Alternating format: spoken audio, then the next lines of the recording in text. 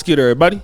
It's your boy, O'Shea Duke Jackson, back at it again with another episode of The Celebrity Junk. I know a lot of black men do not like the fact that many of us are represented in the media, the effeminization agenda that's happening in Hollywood and the dominant society. A lot of black men do not like that, okay? A lot of black men are not feeling that. And we see it happening in Hollywood. We've noticed from brothers like Corey Holcomb, other people, Snoop Dogg, that, hey, you know, in order for you to be in Hollywood, there's some cheek clapping happening there, all right? They're gonna take your cheeks. And not only do they plan on taking your cheeks, brothers and sisters, they're gonna make you humiliate yourself. Putting on dresses and things like that. If you're a man, we've seen it with Ricky Smiley. We've seen it with Tyler Perry. We've seen it with Marlon Wayans. So we've seen this happening to our brothers in the industry. But Marlon Wayans, who's a very talented comic and actor, in my opinion, is going to push back on the fact that a lot of black men are effeminized by wearing dresses. He disagrees. I want to play that clip right now, brothers and sisters, and I'm gonna come back. About the black man putting on a dress conversation. You talking to a black man that put on a dress? Mm-hmm.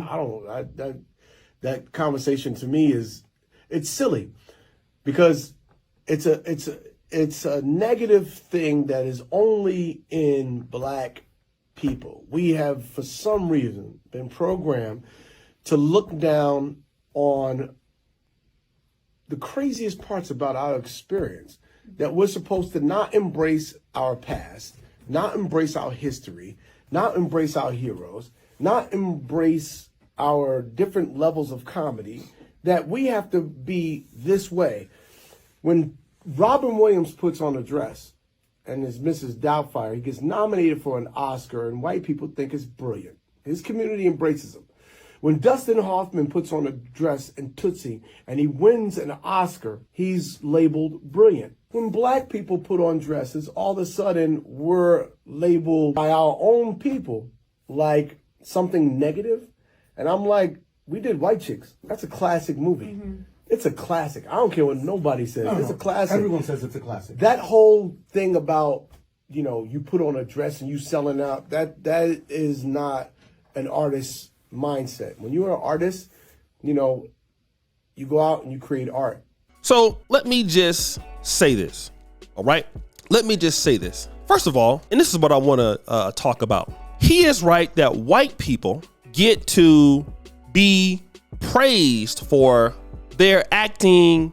You know, he talked about Miss Doubtfire, Robin Williams, I believe. That was a great movie. And when white men play these roles, it's their praise for it. While the black man plays those roles, he's looked down for it. But we're not talking about apples and oranges, are we?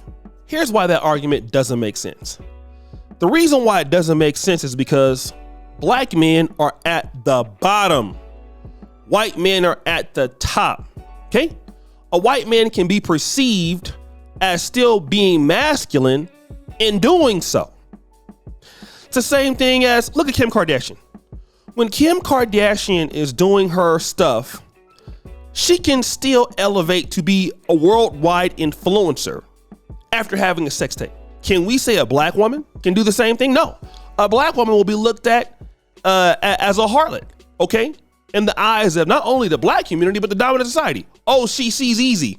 See, you can pose for Playboy and do stuff like that and still be sensual, still be desirable. But once the black woman or the black man does that, all of a sudden, that black lady is not presentable anymore. What black woman, like an Amber Rose, can do what Kim Kardashian did and rise to that level of fame? Only somebody that has European or non-black ancestry can do that. Paris Hilton got all kind of alleged sex tapes out. Nobody looks at her as a thought, but let her sister get up there. We're gonna look at her as a thought. And a dominant society has taught us to look at her as a thought, while other groups are doing the same thing. So when the black man is already belittled, he's already at the bottom, and then you put on the dress, now they're gonna say more things about you. You see what I'm saying? Now they're gonna say the black man he's sweet, he's soft, he don't take care of his stuff, he really wants men. Even though that might not be the case, because the black man is already fighting for his masculinity anyway. He's already been put out the home to a certain extent. His women is already over him because of the society, how they want it. See, the white man can put on the dress, he still run his house. The white man can put on a dress or a kilt or whatever.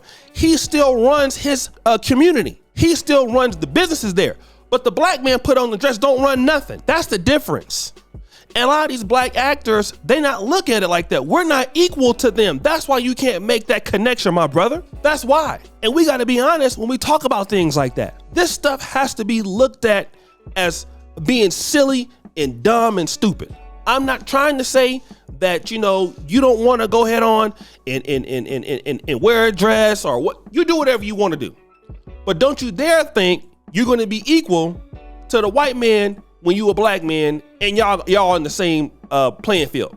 That ain't the case. We can even look at what's going on with Diddy right now. Diddy or Jonathan Majors. Look at Jonathan Majors. That was a white man and a white woman having all of those problems. Now there will be some level of repercussions, but because Jonathan Majors is black, it's more repercussions. If they saw that white man running away from her, the society would have looked at it differently. But because it's a black man, we all know they don't look at it differently. But we're sitting here lying, acting like we do. And the thing about Marlon Wayans, he always wants to talk about the black this and the black that, Latina girlfriend, saying whatever he wants to say that don't make any sense. This is why you can't talk to actors and entertainers on black issues usually, because they miss the mark. Because you see, a lot of people will do, I told you guys, the cost of doing anything for money has hurt us in the black community, okay? Because now they're paying us, which they historically have done, but now they're paying us to even be ratchet and silly. This is how your sexy reds get in the game. This is how Meg Thee Stallion gets in the game. This is how Lizzo is in the game. What white woman looks like and acts like Lizzo or Sexy Red or Nicki Minaj and it's popularized? No, they don't give you, they give you Taylor Swift. Taylor Swift don't look nothing like that. She looks like and acts like a lady, all right? They're not gonna have her looking out there like that. That's what they allow to happen to our group. That's what happens to our group. When they want to have somebody acting silly that don't make any sense, that's what happens to our group. You see, when we don't want to make any sense, that's what happens to our group. And we got to understand that. So what we do is we try to be and try to make light of it. So yeah, the white man, I got to get to the bag, yeah, it's all about me. I got to get this money. Okay, you go out there and get that money. And what you're going to do is you're going to teach all the rest of them to do the same goddamn thing that make us look silly as hell. That's all you're going to do. Now everybody and their mama is going to want to choice the stupidity, which is what we are doing. We're always chasing that in a society right now, as far as most of our youth. I'm not saying everybody, but we're chasing that and at the expense of embarrassing our community, embarrassing our men, embarrassing our women. And these athletes, entertainers, largely don't mind. And these are the same people who talk about they love Black America a lot. How can you agree to those stereotypes for money? Money in which if you piss them off, they take it back. Look at Jonathan Majors. Now, so much for all that money you made, right?